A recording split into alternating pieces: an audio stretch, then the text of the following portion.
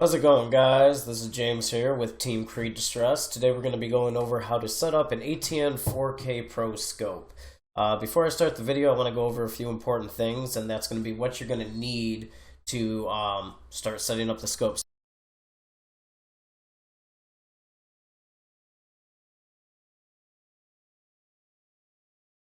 So the very first thing is you're going to have to purchase an SD card. I recommend the Sandisk Extreme. The scopes are capable up to handling 64 gigabytes as far as an SD card is concerned. I highly recommend going with the highest capacity just because you're going to have the highest capacity you can to record videos. You don't want to be out in the field recording and then all of a sudden it's like, oh, I skimped out only about a 16 gigabyte and I can only record 10 minutes of footage. So I highly recommend going with the 64 gigabyte. From the price perspective, there's not that big of a difference. You're looking at maybe $38, $40, give or take. And I'll have links in the description below to all the stuff that you're going to need for this. But I did, like I said, go with the Sandisk Extreme and then the 64 gigabyte. And what you have to remember is the SD card has to be a class 3. You know this because on the back it has that little 3 inside of the cup, as I like to call it. That just means it's a class 3 card, so the read and write speed on it is faster than a class 2 or a class 1, which that is required by the 4K. So the first thing you're going to need is an SD card. And the second thing is you're going to need a micro SD to USB. There's a bunch of options out there. Like I said, I'll put a link in the description to the one that I personally have. But it's basically just going to allow you to put the micro SD card into the side of it, plug it into your computer, and move files over to it. And then the third thing is you need to make sure that your 4K is charged up all the way before you start this process, which this is probably one of the most important because it recommends that the device is 100% charged as soon as you get it, and it says that it should be 100% charged before you even attempt to update the firmware. So I'll get to the unboxing in a second, but if you open up the actual neoprene casing that the site comes in, there's a little pocket on the inside, and inside of this pocket is your charging cable. It is a very thick, decent charging cable. So you just plug it into the side. On the side of the scope, you'll see a little plug where it fits in. You're going to plug that in, and you're going to plug this into a transformer that you have. It recommends 2 amps. So on a transformer, like I have a cheap little one here, and if I look on it, this is a 5-volt 1 amp charger. As long as you're not exceeding 2 amps, you're not going to fry or worry about harming the scope itself. But it recommends 2 amps. Anything under 2 amps is just going to take longer to charge. It says on a 2 amp charger it takes 6 hours. So I do recommend charging it all the way before you go any further with this video.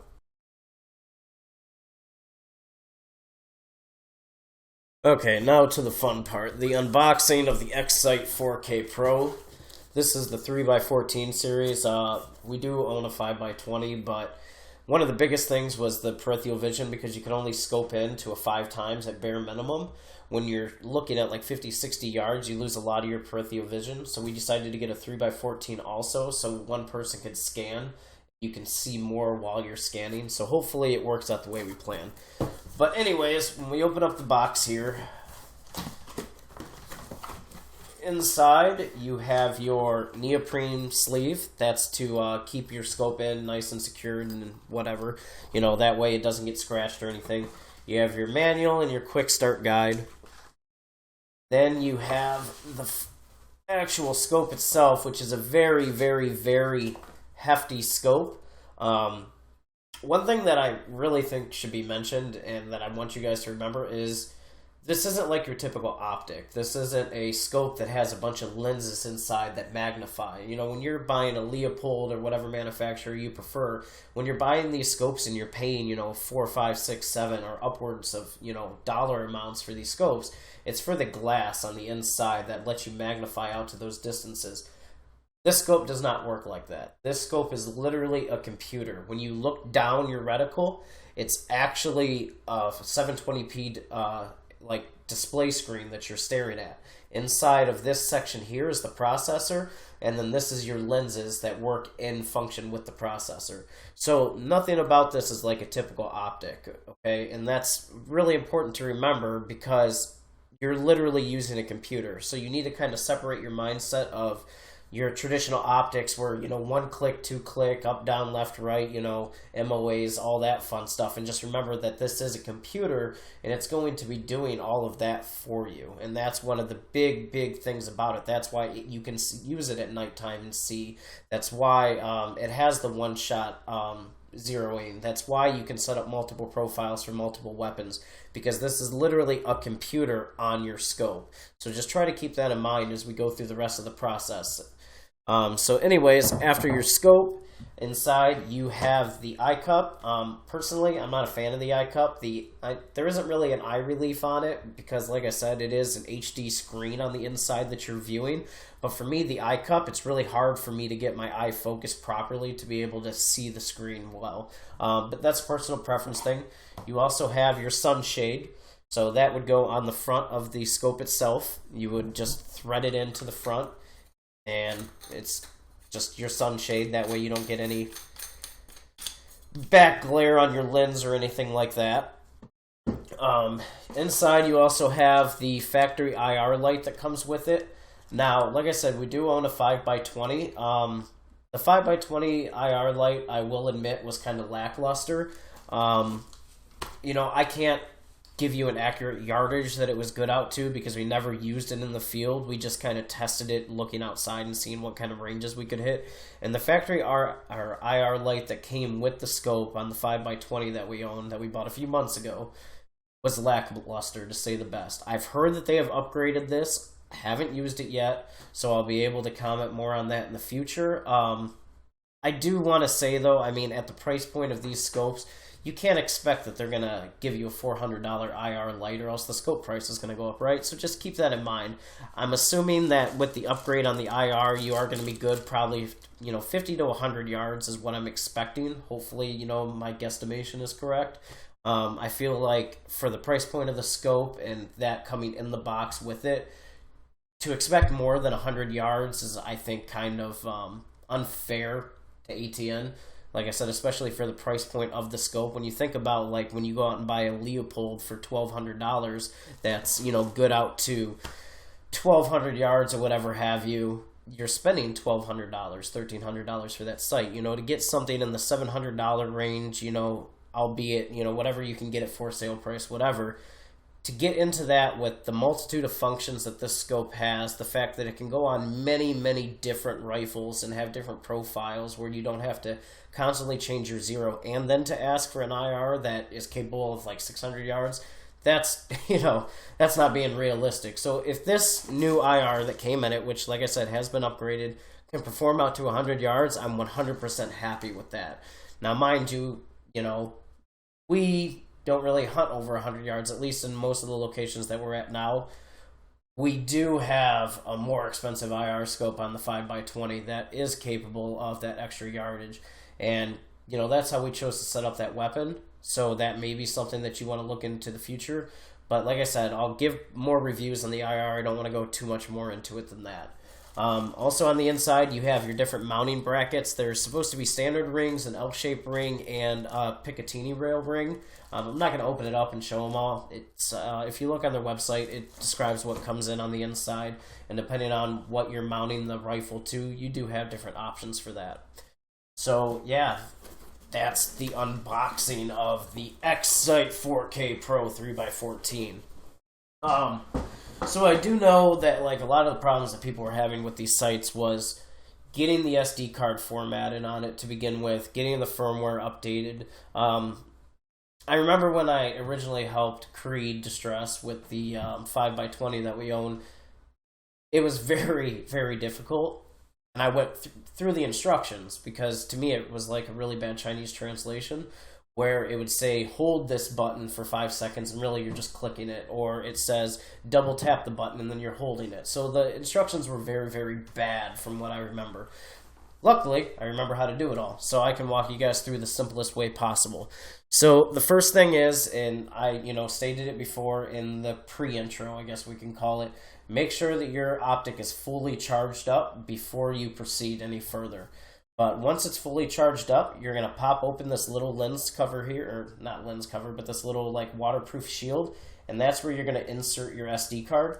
So like I said, the little micro SD that I suggested before, You're just going to put that in, and it only fits one of two ways. You know, it's not a universal, so you'll feel it. Do not force anything. It will go in very smooth, and you'll feel a very slight click. I also want to note that before you add or remove the card from the optic, make sure the power is off. That's what they state in the instruction manual. I don't know if anything bad will happen, but I like to follow at least, you know, their warnings. You don't want to freeze up the software or anything crazy like that. So make sure that the optic is powered off before you add or remove the program.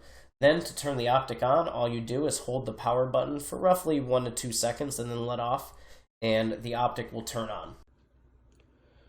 Okay, so to format the SD card after you have it inserted, you're going to hit the center button, and that's going to bring up your menus, okay? You're going to go to System Setting, and then you're going to go over to Photo and Video using the right, hit down, and that's going to take you to Format SD Card, and then press your center button again. And it's going to ask you if you want to format. You're just going to navigate to Yes. All content will be deleted. Do you want to continue? Yes. And then that's it. Now, if you look at the top right, it's very hard to see because I'm using my phone to get this. But next to the battery, it says SD. This will be way easier for you to see when you're actually putting your eye up to it. It is blue. If it's still red after this, that means that the card isn't being recognized. And what you can do is just power off the device, pull the SD card out, put the SD card back in, and power the device on. And that fixed it for me. Okay, once you have your SD card formatted inside, and to verify that it is formatted, you will see that little SD in the top right corner. It will be blue. It'll be red if it's not recognized. But once you have that formatted, the next step is to update your firmware. And if there's any other questions about how to format that SD card, just comment below, and I'll get back to you as best as I can and try to walk you through it. I really didn't have too many problems. As long as you have the right SD card, I didn't have an issue. So I'm thinking a lot of the problems that people were having was not having that Class 3 micro SD card. That's my best guess. And, you know, when I originally did it, I tried formatting it through my computer. That didn't work. Formatting it through the scope is what has always worked for me on every single one that I've done. And I've had no issues. It's been very seamless, very easy. So hopefully it's just, you know, that's all there is to it. You guys have no problems. But if you do have any, just comment below and I'll do my best to help walk you through it however I can. So anyways, once that's done, the next step is to update your firmware. Now to do this, make sure that your scope is powered off, and once it is, you're going to be removing your micro SD card. And then once you have your micro SD card out, you're going to be using that micro SD to USB adapter that I talked about at the very beginning. Once again, depending on which one you own, normally there's only one way that it goes in. You just press it in. As you can see, mine's in. And I'm going to plug it into USB on my computer. I'll make nice little beeps to say that it's there. Okay, and then we're going to go over. You can see that it's already popped up. So we're going to navigate to the ATN website, which is just atncorp.com. From there, to download firmware, you do need to make an account. You'll click this little icon here that says sign in. When you click there, it's just going to ask you to log into an account or make an account. To make it, you don't have to have anything special. It's just going to ask for your personal information, and then that's it. But you do have to be signed in to download the firmware. So after you're signed in, you're going to click firmware right here, and you're going to navigate down to the firmware that you need. Now, you can look underneath and it'll say device models. Basically what you're going to do is find the model that you have, and you're going to download the firmware for it. So notice that it says the X-Sight 4K Pro 3x14, the 5x20, and the Buck Hunter 3x14 and 5x20. All four of these optics use the same firmware. So all you're going to do, and it's the same if you have a Thor series or, you know, an older X-Sight, just the HD, not the 4K, you're just going to find the device model that you have, and you're going to download the firmware for the device that you have. So since we have the 4K Pro 3x14, we're just going to download this firmware, which is 3.1. It's going to say that it's downloading. You can see it downloading down here.